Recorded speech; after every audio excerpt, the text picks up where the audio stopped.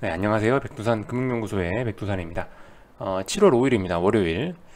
어, 어, 잠깐 이틀 동안 어디 갔다 왔는데 그 사이에 질문이 하나 달렸더라고요. 보니까 ELS 어떻게 생각하냐라는 글이 있었습니다. 그래서 그와 관련돼서 뭐 ELS뿐만이 아니고 이제 그와 관련된 많은 그 파생 결합형 상품이라고 하죠. 그런 것들이 되게 많습니다. 은행에서 판매하는 거.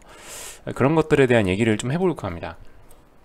우선 먼저 결론을 말씀드리면 ELS, 뭐 DLS, 뭐 ELD 각종 파생 결합 상품 뭐 보험에도 있죠. 보험에도 뭐 변액 보험 이런 거 있지 않습니까?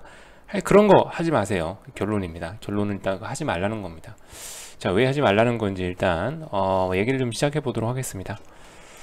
우선은요, 자, 뭐, ELS가 대표적이라고 할 수 있을 것 같아요. ELS가 가장 대표적이니까, ELS를 가지고 먼저 얘기를 해보겠습니다. 이게 보통 이제 제일 그 은행에서 많이들 판매를 하죠. 제가 봤을 때 은행에서 이걸 제일 많이 판매하는 이유는 이게 판매 수수료가 높을 거예요. 그래서 아마 은행원, 그 창구 직원한테 이걸 팔았을 때 떨어지는 수수료가 아마 제일 높지 않을까라고 생각을 합니다. 그래서 이거를 이제 은행에 가면은 이제 많이 찾아볼 수가 있는데요, 설명서를. 뭐, 기본적으로 이거는 이제 뱅크샐러드 들어왔더니 이런 게 있더라고요. 그래서 이거 보면서 얘기하면 좋겠다라는 생각으로 켜놨고, 보겠습니다. 뭐, 최소 투자 단위, 뭐, 10만원에서 100만원 이상, 뭐 어쩌고저쩌고 쭉 나와 있겠고요. 기대 수익률, 1금융권 예적금 금리의 두세 배. 그러니까 보통 그, 한 6%, 7% 정도 받는 것 같아요. 조건이 맞게 떨어진다면. 그러나 여기 보시면 위험도가 있죠. 금융위기가 오면 원금 반토막 날 수 있다. 특이상 뭐 3년, 뭐 조기 상환되는 경우도 있다. 뭐 이런 겁니다.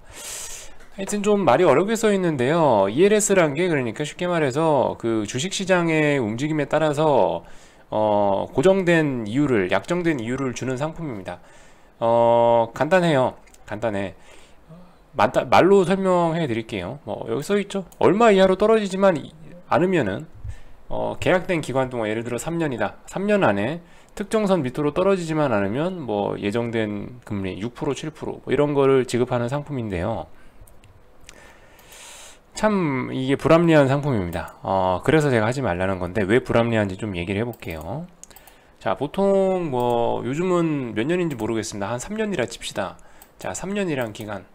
주식시장이 이렇게 많이 왔다 갔다 할 거 아닙니까? 3년이면은 몇 배가 날 수도 있고 몇 배가 떨어질 수도 있고 그죠? 왔다 갔다 정말 많이 하는데 자, 간단하게 얘기해서 주식이 오르면은 내가 돈을 더 많이 벌어야 되잖아요, 구조상. 근데 주식이 오르면은 꼴랑 약정된 이율 뭐 6%, 7% 이거밖에 안 주고 떨어질 땐 어떻게 되나요?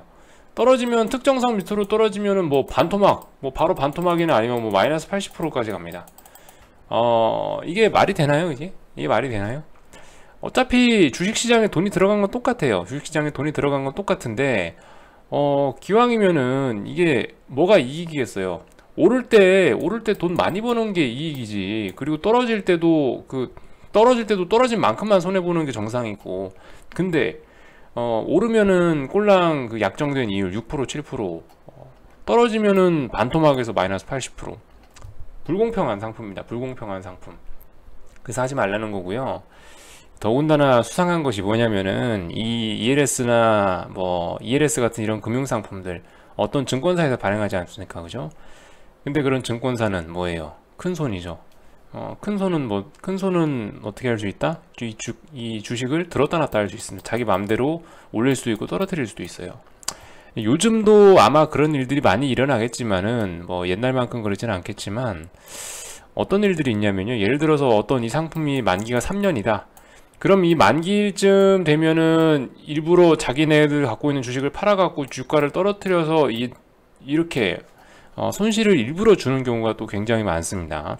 주가 조작을 하는 경우가 있다는 거죠. 그래서 이런 부분이 예전에 PD수첩이나 뭐 이런 데도 굉장히 많이 나왔었고 사실 근데 증거는 없어요.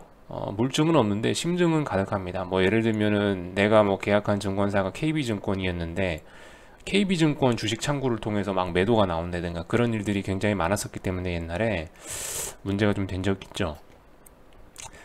그래서 어쨌든 상품 구조가 다 이렇습니다. 상품 구조가 이렇기 때문에 돈을 벌 가능성은 제한되고 돈을 까일 가능성은 많이 열려있고, 그렇기 때문에 하지 말라는 겁니다. 더군다나 증권사가 이렇게 주가 조작을 해서 자기한테 유리한 방향으로 주가를 끌고 갈 수도 있고, 그래서 하지 말라는 거예요. 절대 하지 마세요.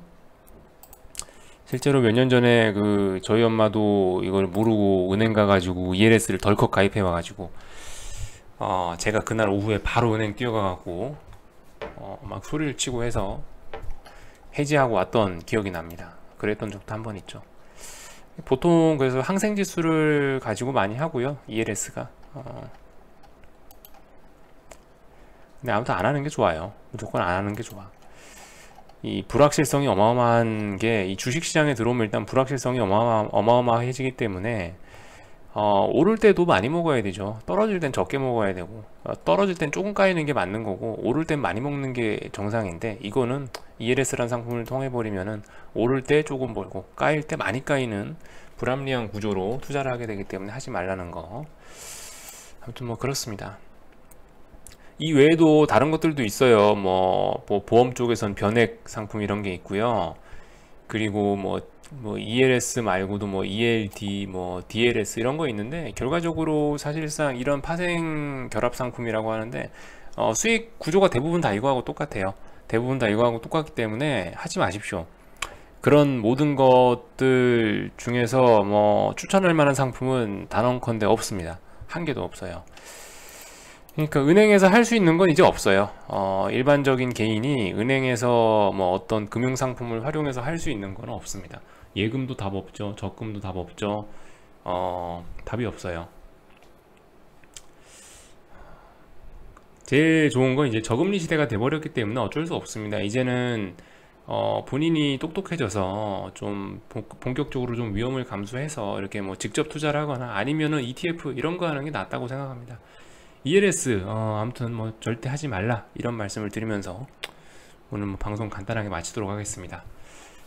다른 질문 있으시면은 또 질문 주시면은 또 한번 다뤄보도록 하겠습니다. ELS 편은 여기서 마칠게요.